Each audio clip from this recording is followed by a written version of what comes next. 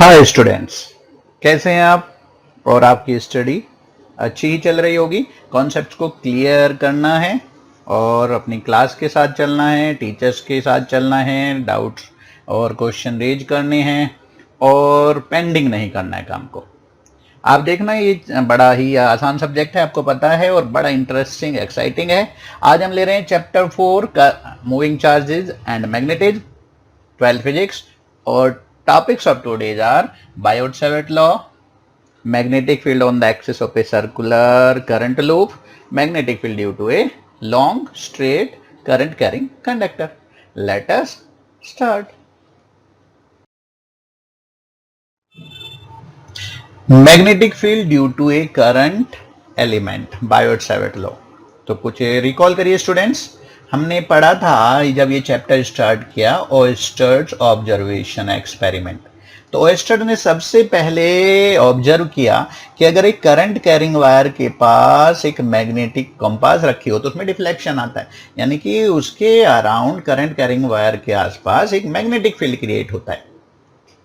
अब वो magnetic field की डायरेक्शन क्या होगी, उसका मैग्नीट्यूड क्या होगा, उसके लिए आज हम जो लॉ पढ़ रहे हैं ये हमें क्लियर पिक्चर बताएगा। तो थोड़ा उससे आगे की स्टडी आप कह सकते हो। तो ओयस्टर एक्सपेरिमेंट से आगे की स्टडी, यानी कि हमें करंट कैरिंग वायर के पास मैग्नेटिक फील्ड की डायरेक्शन, मैग्नीट्यूड, ये सब स्टडी करना है। तो Biot Savart law is used to determine the strength of magnetic field at any point due to a current carrying conductor.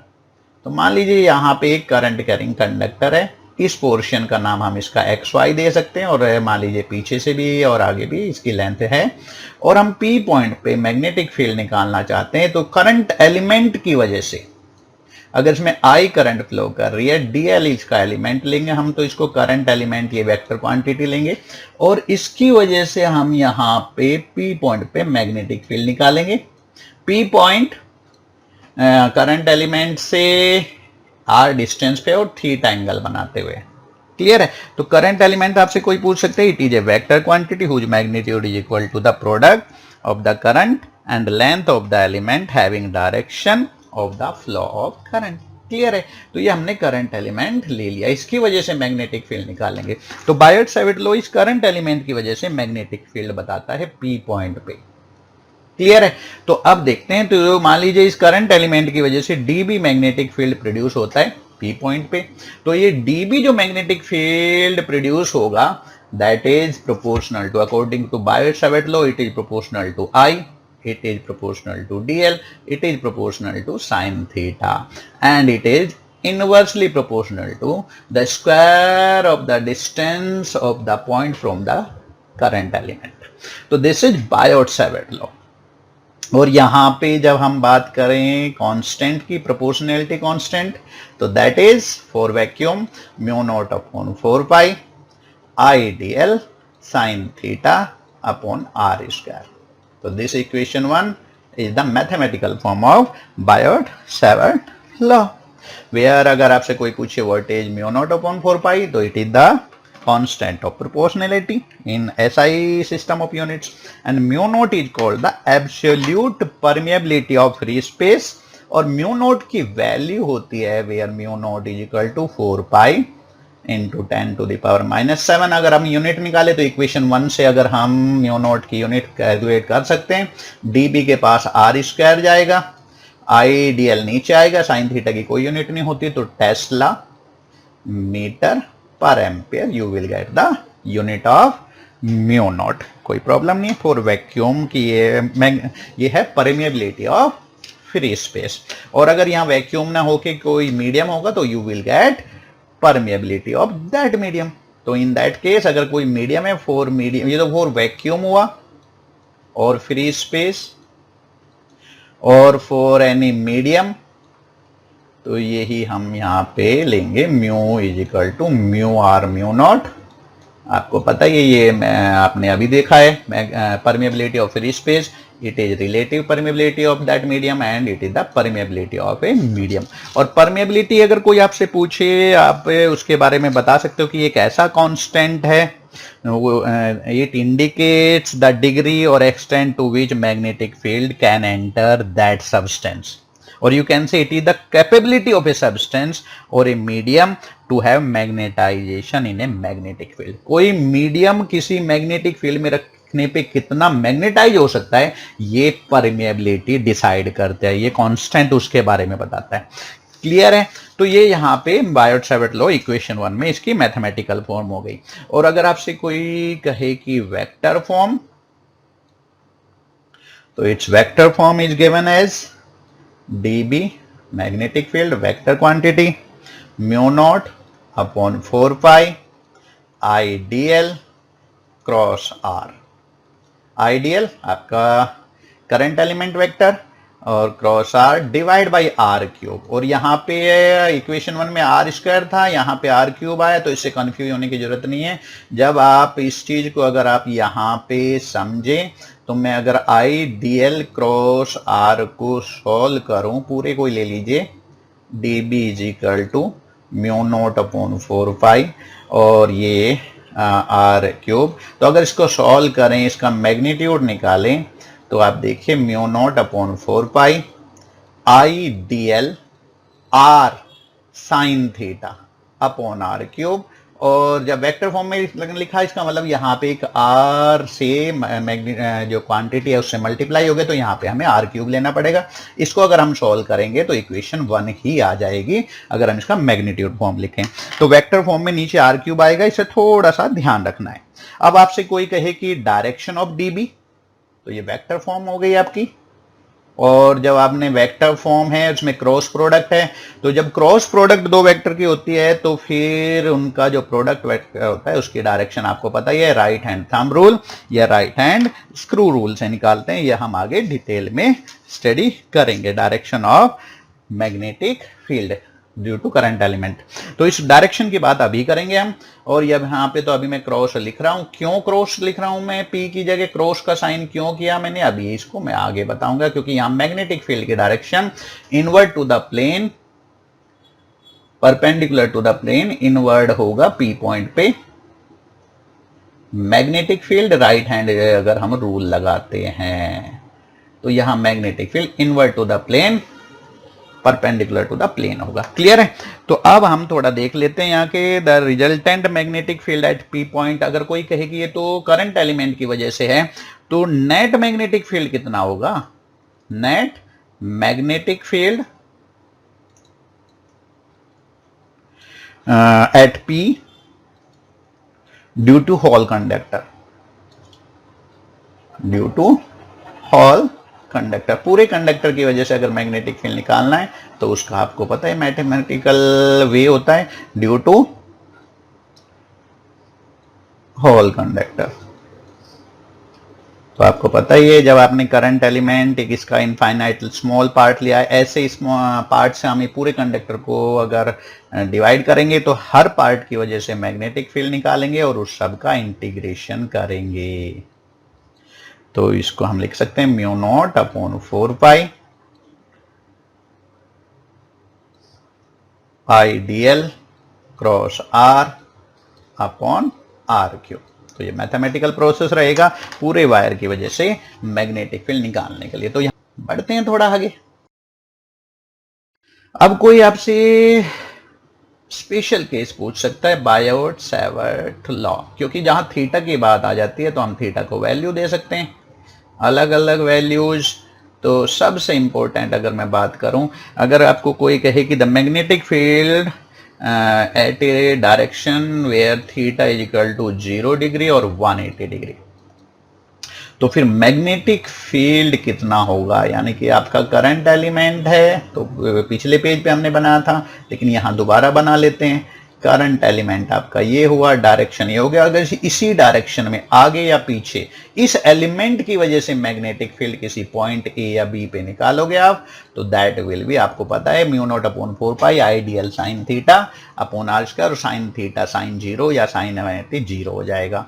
तो आप ये कह सकते हैं कि the magnetic field at any point in the direction of DL is 0 because theta 0 हो जाएगा, sine theta 0 हो जाएगा। तो बायोट-सैवर्ट लॉ कहेगा कि करंट एलिमेंट अपनी डायरेक्शन में 0 डिग्री एंगल बनाते हुए या 180 डिग्री एंगल बनाते हुए कोई मैग्नेटिक फील्ड प्रोड्यूस नहीं करेगा, यानी कि यहाँ पे मैग्नेटिक फील्ड का मैग्नीट्यूड 0 रहेगा। तो it is very very interesting case, इसको पढ़ना है। और अगर अब आपको कोई कहे कि थीटा की वैल्यू डिफरेंट दे, थीटा इक्वल टू 90 डिग्री हो, तो फिर आपका मैग्नेटिक फील्ड हो जाएगा IDL mu not upon 4 pi IDL sine 91 हो जाएगा अपॉन आर स्क्वायर।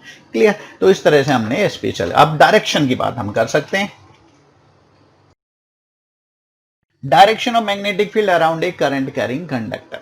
तो स्टूडेंट आज हमें डायरेक्शन पता करनी है करंट कैरिंग कंडक्टर, ये करंट एलिमेंट की वजह से मैग्नेटिक फील्ड जो क्रिएट हो रहा है आर डिस्टेंस पे थीटा एंगल बनाते हुए इस पॉइंट P पे, उसकी डायरेक्शन हमें पता करनी है।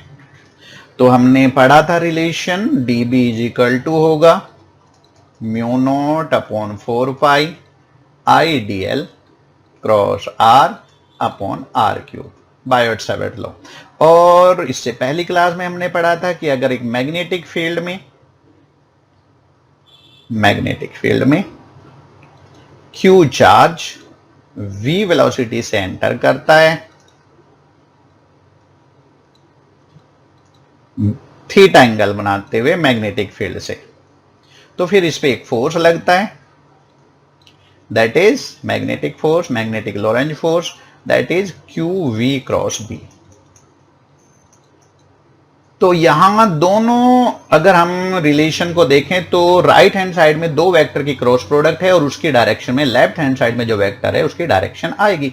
तो कोई भी अगर हम क्रॉस प्रोडक्ट की बात करते हैं, ए वेक्टर है बी वेक्टर है, दोनों की क्रॉस प्रोडक्ट अगर आप करते हो तो एक सी वेक्टर आएगा और सी की direction cross product C is equal to A cross B हो। तो डायरेक्शन सी की अगर पता करनी है तो हम राइट हैंड थंब रूल या राइट हैंड स्क्रू रूल लगाते हैं।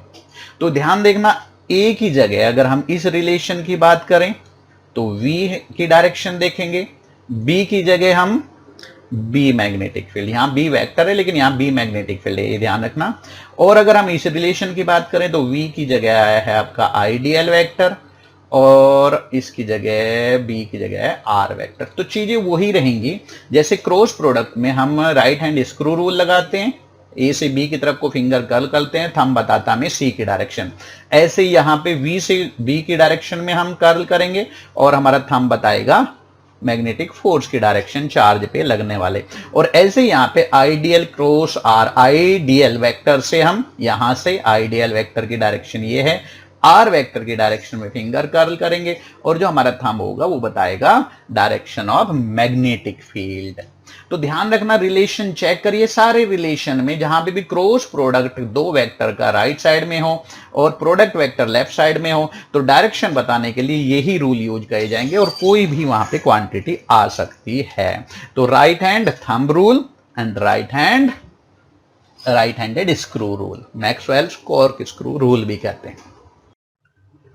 Magnetic field on the axis of a circular current loop. तो ये circular loop is a plane circular ring of conducting wire हमने एज्यूम किया है। और consider circular loop carrying current, steady current I current इसके अंदर से फ्लो कर रहे हैं, स्टेडी करंट। क्लियर है? और the loop is place in the y z plane with the centre at the origin. तो लूप को हमने वाई जेड प्लेन में लिया है, यानी कि अगर हम एक्स वाई प्लेन को इस स्क्रीन के पैरेलल लेते हैं, जेड हमारी एक्सिस को आउटवर्ड नॉर्मल हुआ टुवर्ड्स अस, और इसका जो सर्कुलर रूप का सेंटर है वो ओरिजिन पे है and it has a radius capital R. मान लीजिए रूप की रेडियस कैपिटल आर है। क्लियर है? और x axis is the axis of the loop. We wish to calculate the magnetic field at point P on its axis which is x distance away from its center। Loop के centre से x distance पे P point है और यहां हमें magnetic field निकालना है। Clear है? इसमें कोई कंफ्यूजन नहीं होना। तो इसके लिए हमें करंट एलिमेंट मान लीजिए हमने यहां एज्यूम किया एट द टॉप पे, मान लीजिए शुरू में किया हमने और आईडीएल की डायरेक्शन होगी जेड एक्सिस पे, यानी कि टुवर्ड्स अस, आउटवर्ड नॉर्मल हमारी तरफ को है इसकी डायरेक्शन। और हमें पी पॉइंट पे मैग्नेटिक फील्ड निकालना है, तो यहां से हम आर वेक्टर ड्रॉ करेंगे पी पॉइंट की तरफ आपके करंट एलिमेंट।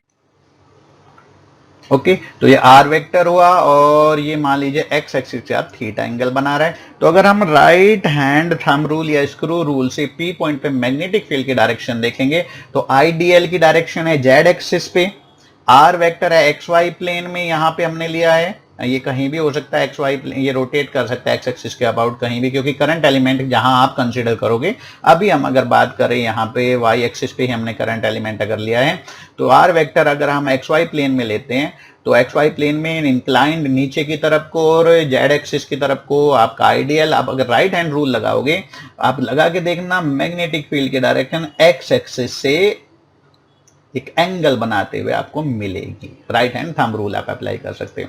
और अगर हम इन्हें इस एंगल को थीटा लिया है तो हम डीबी के कंपोनेंट लेंगे एक्स एक्सिस पे, तो डीबी का कंपोनेंट एक्स एक्सिस पे तो आपको हमेशा मिलेगा, लेकिन यहां पे वाई एक्सिस के पैरेलल हमें लग रहा है, लेकिन ये कंपोनेंट कहीं भी रोटेट, क्योंकि डिपेंड करेगा आपने इसका करंट एलिमेंट किस जगह पे कंसीडर किया है। तो डीबी, अगर मैं ये एंगल थीटा लेता हूं जो आर और एक्स के बीच में है, तो डीबी और इसके एक्स एक्सिस के परपेंडिकुलर कंपोनेंट के बीच में भी थीटा एंगल होगा, तो ये कंपोनेंट का मैग्नीट्यूड होगा dB cos theta, dB y का यहाँ पे, और डीबी एक्स का कंपोनेंट होगा dB sine theta. DB x जो आपका वेक्टर है, इसका मैग्नीट्यूड हुआ डीबी साइन थीटा। क्लियर है? तो ये आपको क्लियर हो जानी चाहिए पिक्चर। इसमें कोई प्रॉब्लम है तो देखिए, ध्यान से देखें, बड़ा ही इंटरेस्टिंग है, इजी है समझ।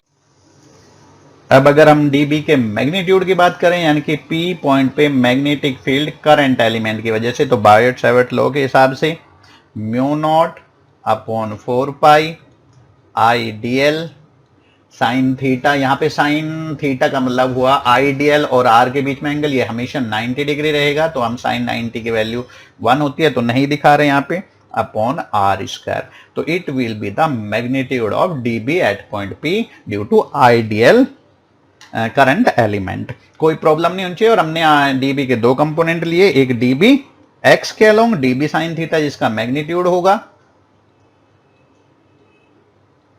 DB x dB sine theta, और ये जो थीटा ये एंगल हुआ है एक्स और आर के बीच में, यानी कि एक्स एक्सिस और आर के बीच में अंदर की तरफ आते हुए पी ओ, और पी अगर मैं ऊपर वाले पॉइंट को कोई नाम दूं, मान लीजिए ए, तो पी ए जहां करंट एलिमेंट है, और डीबी परपेंडिकुलर जो आपके मैग्नीट्यूड करंट एलिमेंट की वजह से मैग्नेटिक फील्ड हुआ पी पॉइंट पे, उसका कंपोनेंट एक्स एक्सिस के परपेंडिकुलर। एक्स एक्सिस के परपेंडिकुलर ध्यान रखना, कभी भी ये जरूरी नहीं है वाई एक्सिस के पैरेलल हो, ये जेड एक्सिस के पैरेलल भी हो सकता है, यानी कि वाई जेड प्लेन में ये रोटेट करेगा, एक्स एक्सिस के अराउंड ये रोटेट करेगा वाई जेड प्लेन में। तो डीबी परपेंडिकुलर कहीं भी हो सकता है, यहां पे हमने वाई एक्सिस पे दिख रहा है ये, और ये इसका कंपोनेंट होगा डीबी कॉस थीटा, इसका मैग्नीट्यूड होगा डीबी कॉस थीटा। यहां तक देखिए कोई प्रॉब्लम नहीं आनी चाहिए, इजी है समझने में। अब थोड़ा सा यहाँ पे हमें कंसीडर करना है कि डीबी जो हमने करंट एलिमेंट लिया है, हम यहाँ पे भी ले सकते हैं, जो करंट एलिमेंट है आईडीएल है, हम ऊपर भी ले सकते हैं। और मान लीजिए उसके डायमेट्रिकली अपोजिट की अगर मैं बात कर रहा हूँ पॉइंट की, तो करंट एलिमेंट यहाँ होगा और इसकी डायरेक्शन होगी माइनस जेड एक्सिस, यानी कि हमसे दूर जाते हुए। और इसकी वजह से अगर हम पी पॉइंट पे मैग्नेटिक फील्ड निकालें, और अगर वही फिर हम राइट हैंड थंब रूल लगाएं, तो डीबी वेक्टर हम डीबी डैश कहेंगे, क्योंकि वेक्टर क्वांटिटी है तो नाम अलग देना पड़ेगा। और यहां पे भी फिर डीबी के कंपोनेंट हो गए, एक डीबी परपेंडिकुलर, डीबी डैश में नाम इसलिए दे रहा हूं क्योंकि वेक्टर की डायरेक्शन अगर चेंज हो जाती है तो हम सेम नाम नहीं दे सकते हैं, लेकिन मैग्नीट्यूड इसका डीबी ही रहेगा, और इसका डीबी परपेंडिकुलर का मैग्नीट्यूड भी डीबी कॉस थीटा ही होगा, मैग्नीट्यूड की बात कर रहे हैं। और डीबी डैश का जो ये वाला कंपोनेंट होगा डीबी डैश एक्स, ये भी होगा इसका magnitude d B sine theta.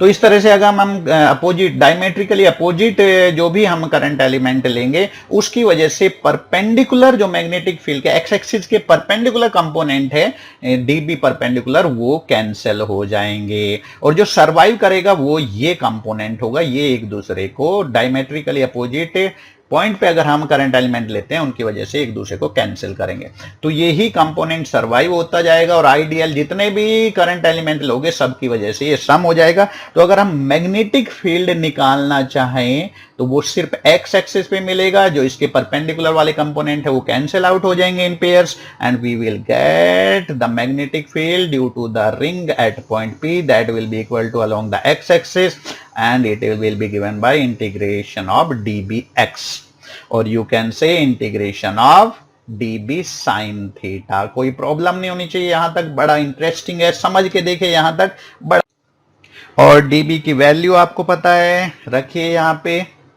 Mu naught upon 4 pi I D L upon R square sine theta. Clear. और अगर हम इसको थोड़ा सॉल्व करते हैं तो mu not upon 4 pi constant है, बाहर आ जाएगा, I sine theta upon R square integration of DL. ध्यान से देखिए। और क्योंकि आपकी पी पॉइंट के लिए अगर पी पॉइंट आपका फिक्स है, आप यहाँ पे मैग्नेटिक फील्ड निकाल रहे हैं तो थीटा नहीं बदलेगा, इसको भी हमने मैग्नेटिक इंटीग्रेशन साइन के बाहर लिया है। और आई तो कांस्टेंट है, आर भी डिस्टेंस आपकी पी पॉइंट के लिए सेम रहेगी किसी भी करंट एलिमेंट के लिए जो आप इस लूप पे लोगे। Mu not upon 4 pi I sine theta upon R square. R square का हमने यहाँ पे जो डिस्टेंस से लिया है करंट एलिमेंट से, यानी कि सरकमफ्रेंस के किसी पॉइंट से पी पॉइंट पे। और डीएल आप अगर इंटीग्रेशन करोगे पूरे सर्कुलर लूप जो आपने लिया है उसकी सरकमफ्रेंस, क्योंकि करंट एलिमेंट आपने उसकी सरकमफ्रेंस पे लिया तो उसकी पूरी लेंथ यानी कि दैट इज 2 पाई आर। थोड़ा आगे बढ़ते हैं।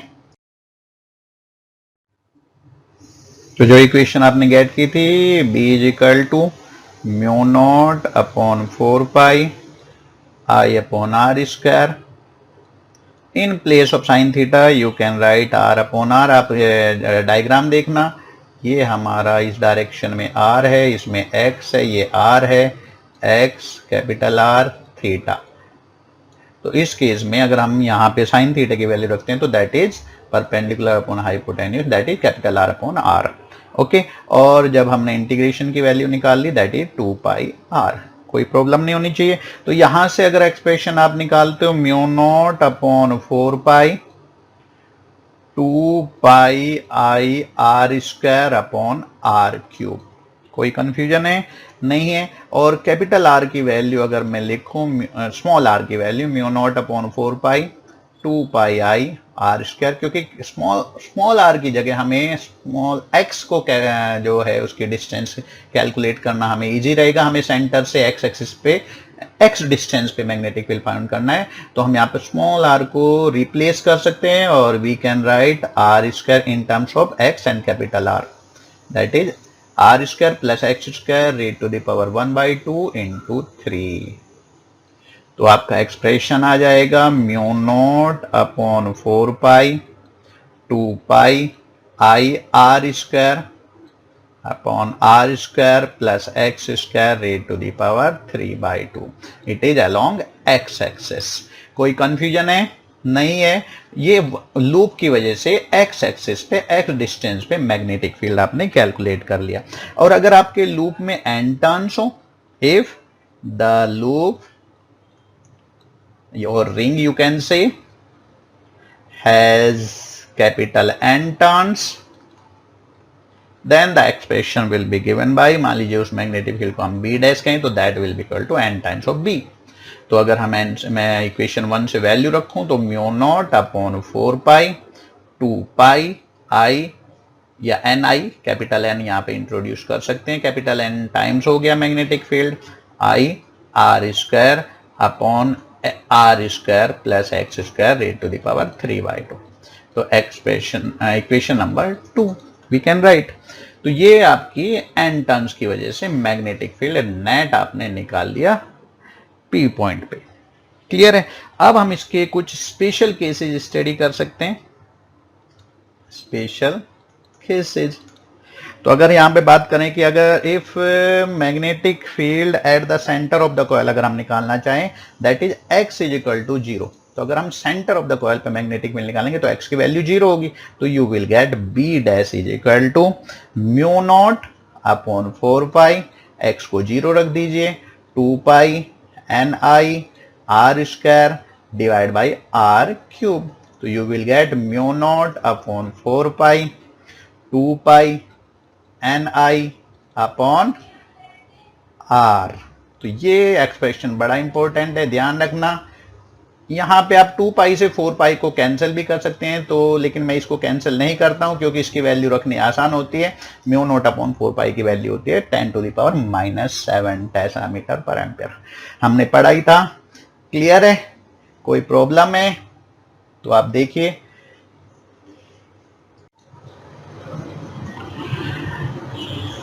इस एक्सप्रेशन को अगर आप 2 पाई से डिवाइड करके भी लिखते हैं तो you will get B dash is equal to mu nought, और 2 पाई से अगर करोगे तो 2 नीचे आएगा और एन आई अपॉन आर, और अगर एक ही लूप है तो एन की वैल्यू 1 हो जाएगी, तो mu not I upon 2r हो जाएगा अगर एक लूप है, और एन टर्न है तो एन की वजह से।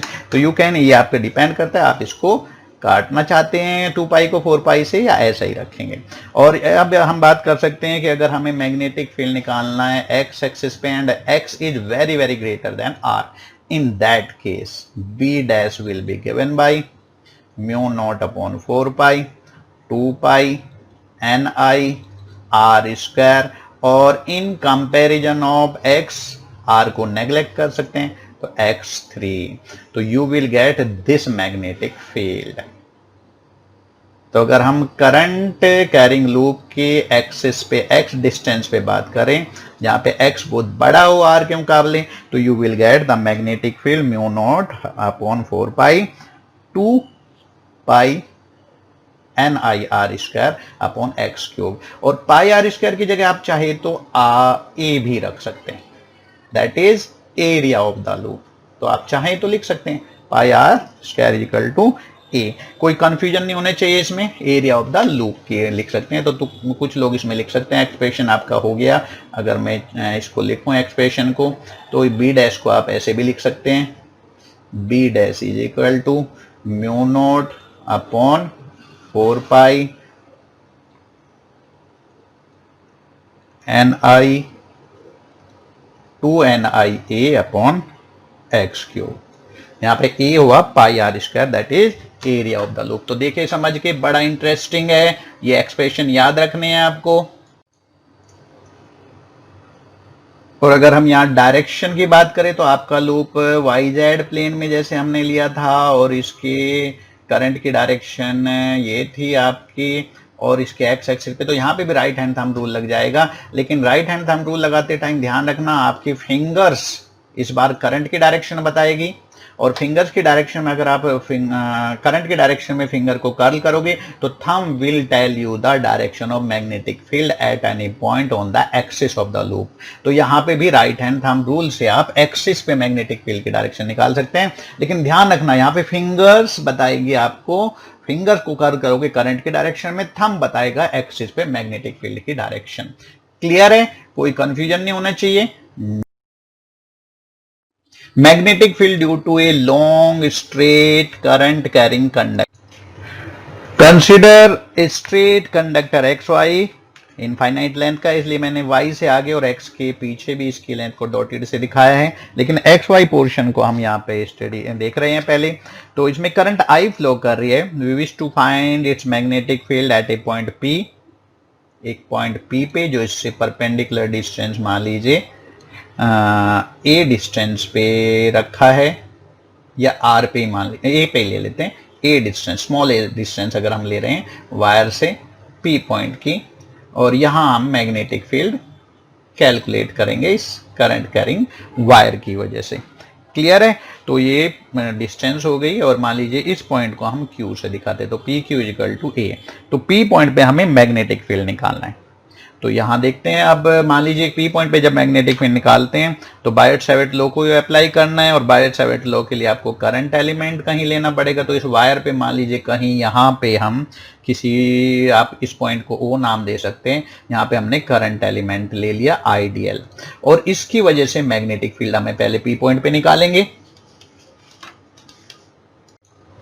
तो बायट-सैवर्ट लॉ अप्लाई करने के लिए करंट एलिमेंट लिया, that is L distance from Q point, यानी कि QO जो हुआ वो QO की वैल्यू हुई L, और L डिस्टेंस पे आपने DL जो लेंथ का करंट एलिमेंट कंसीडर किया है, जिसकी डायरेक्शन अपवर्ड है यहाँ पे, और इसकी वजह से पहले मैग्नेटिक फील्ड निकालेंगे। तो DB आप बायट-सैवर्ट लॉ यूज करिए, mu not upon 4 pi IDL sine theta upon R square. तो देखिए यहाँ पे हमने बायट-सैवर्ट लॉ को यूज किया, क्योंकि यहाँ पे OP जो आपने लिया that is equal to R, और जो आपने एंगल लिया है यहाँ पे QOP, ध्यान से देखिए QOP that is equal to theta. तो ये बायट-सैवर्ट लॉ के हिसाब से यहाँ पे मैग्नेटिक फील्ड हुआ। अब फ्रॉम राइट ट्रायंगल, यहाँ पे थोड़ा मैथमेटिक्स अब देखेंगे, ध्यान से देखना। फ्रॉम राइट ट्रायंगल OQP, अगर हम बात करते हैं थीटा प्लस फाई, अगर इस एंगल को मैं फाई लेता हूं तो theta plus phi is equal to 90 degree, और यू कैन से अगर हम थीटा को सब्सटीट्यूट करें तो that is theta is equal to 90 minus phi. तो इस इक्वेशन में साइन थीटा की जगह हम रख सकते हैं, साइन थीटा की जगह sine 90 minus phi that is equal to cos phi, और कॉस फाई की अगर वैल्यू हम ट्रायंगल से देखें तो दैट इज आप देखें A अपॉन R के बराबर होगी। क्लियर है? तो कोस फाई हो गया, तो R इज इक्वल टू आप R की जगह आप इसमें सब्सटीट्यूट कर सकते हैं A अपॉन कोस फाई, और यानी कि A सेक फाई। तो यहाँ पे हम कुछ सब्सटीट्यूशन कर रहे हैं, क्योंकि जो ये R है इसके बजाय हमें A की टर्म में और फाई की टर्म में हमें एक्सप्रेशन चाहिए, यानी कि हम थीटा भी हटाना चाहते हैं और आर भी हटाना चाहते हैं, क्योंकि हमें ए और फाई को मेजर करना आसान होगा। तो हम सारी टर्म्स हटाएंगे जो थीटा से रिलेटेड है और आर से रिलेटेड है। तो स्मॉल ए और फाई की टर्म में हमें एक्सप्रेशन चाहिए, तो हम यहाँ पे सब्सटीट्यूट कर रहे हैं। थीटा की जगह 90 माइनस फाई, तो साइन थीटा की जगह आ जाएगा कोस फाई, और कोस फाई की वैल्यू ए अपॉन आर हुई, तो आर की जगह ए सेक फाई आपने कैलकुलेट किया। और अब थोड़ा यहाँ पे अगर हम बात करें डीएल को अगर हमें सब्स्टिट्यूट करना, तो tan phi is equal to हो गया एल अपॉन, ध्यान से देखिए ट्रायंगल को, tan फाई अगर मैं लिखूंगा तो perpendicular upon base L upon a. Clear है? तो यहां से एल इज इक्वल टू हो गया ए tan फाई। तो फिर हम अगर डीएल को सब्स्टिट्यूट करना चाहें तो दैट इज हमने dl l is equal to a tan phi हुआ, तो डीएल हुआ a sec square phi d phi. तो ये कुछ सब्स्टिट्यूशन हम यहां करेंगे इक्वेशन में, एक ये dl इज इक्वल टू और r इज इक्वल टू और साइन थीटा का भी सब्स्टिट्यूट करेंगे, तो हमें डी भी एक्सप्रेशन हमें क्या मिल जाएगा, then here we get, hence we get. Mathematics है सिंपल, अगर आप देखेंगे फिजिक्स से इतनी नहीं है जितना यहाँ पे मैथमेटिक्स को आपको ध्यान देखना है। और आपने सब्स्टिट्यूट को किया, थोड़ा ध्यान रखिए आपको स्मॉल आर, क्योंकि आईडीएल आप कहीं भी ले सकते हो, स्मॉल आर बदलते रहेंगे लेकिन स्मॉल ए नहीं बदलेगा। तो हम स्मॉल ए और फाई की टर्म में इस एक्सप्रेशन को निकालना चाहते हैं, तो ये सब्स्टिट्यूशन हम करेंगे, आर की जगह साइन थीटा की जगह और डीएल की जगह ये वैल्यूज रखेंगे। और जब हम ये वैल्यूज रखेंगे तो we will get d B is equal to mu not upon 4 pi, और सब्स्टिट्यूशन के बाद आई हो गया, और डीएल की जगह आप रखेंगे a sec square phi d phi, और साइन थीटा की जगह आपका आ जाएगा कोस फाई, और स्मॉल आर को आपने सब्स्टिट्यूट किया, स्मॉल आर की वैल्यू ए सेक फाई, तो आर स्क्वायर है यहाँ पे a square sec square phi. तो जब हम इन चीजों को देखेंगे और हमें मिलेगा म्यू नॉट अपॉन 4 पाई, मैथमेटिक्स है बेटा, फिजिक्स से इतनी मुश्किल नहीं है यहाँ पे, बस मैथमेटिक्स को आपको ध्यान करना, I upon A cos phi d phi। तो you will get the expression of dB in terms of A and phi, और A कभी नहीं बदलेगा, ये कांस्टेंट रहेगा इस पूरे वायर के लिए, इसलिए हम यहाँ पे सब्स्टिट्यूशन किया है। और फाई एंगल की टर्म में हम इसकी लिमिट लेंगे, इसका इंटीग्रेशन करेंगे। तो अगर हम इसका इंटीग्रेशन करते हैं तो नेट मैग्नेटिक फील्ड निकालने के लिए हमें पूरे वायर पे इसका इंटीग्रेशन करना है। तो hence total field at B, तो नेक्स्ट पेज पे थोड़ा लेना पड़ेगा, इस फिगर को थोड़ा ध्यान रखना पड़ेगा आपको।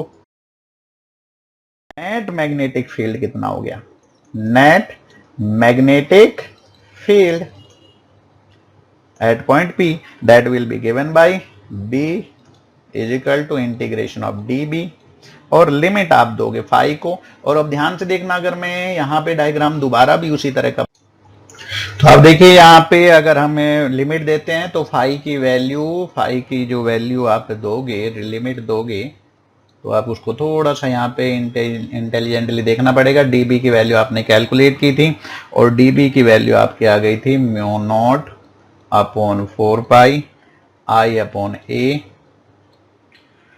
कोस फाई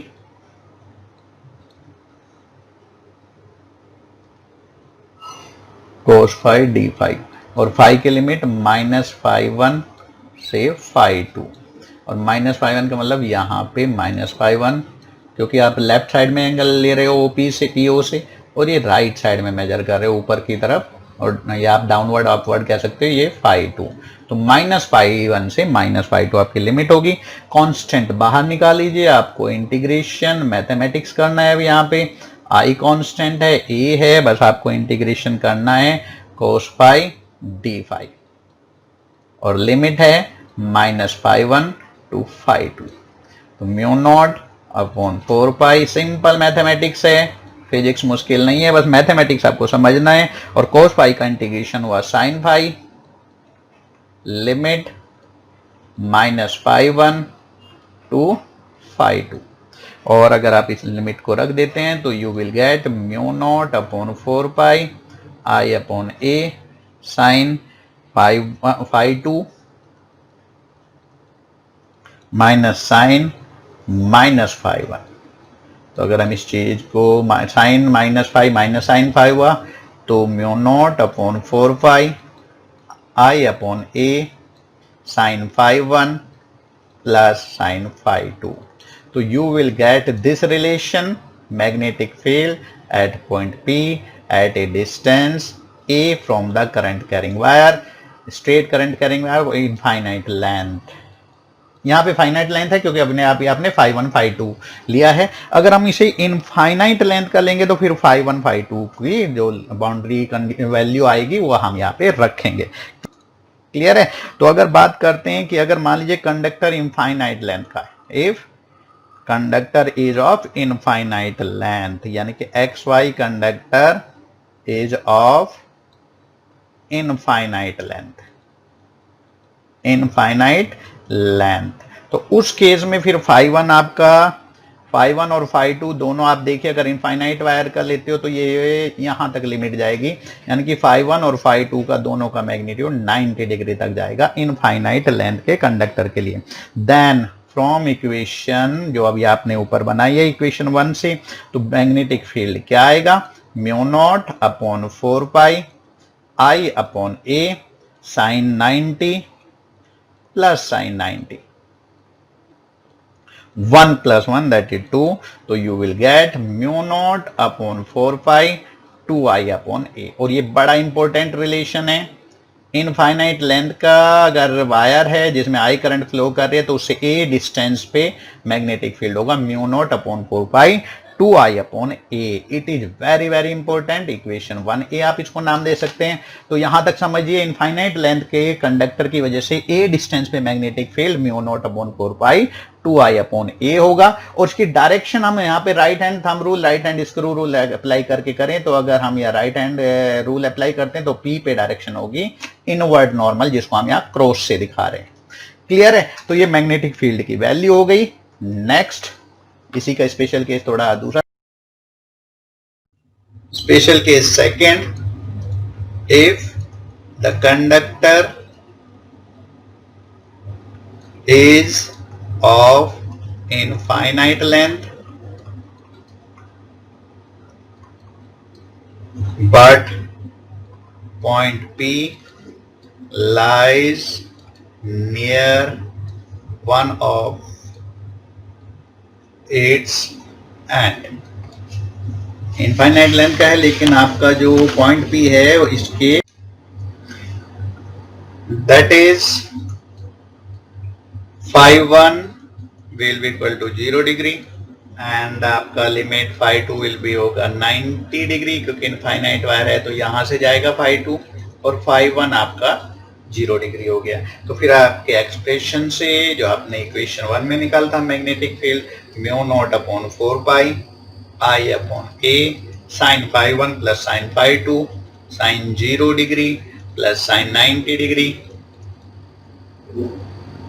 क्लियर है? और जब आप इसकी वैल्यू रखेंगे तो म्यू नॉट अपॉन 4 पाई और साइन 0 तो 0 होता है, साइन 90 हो गया 1, तो आपको ये एक्सप्रेशन मिलेगा, यानी कि जो 1b ए में निकालता है उसका हाफ हो गया।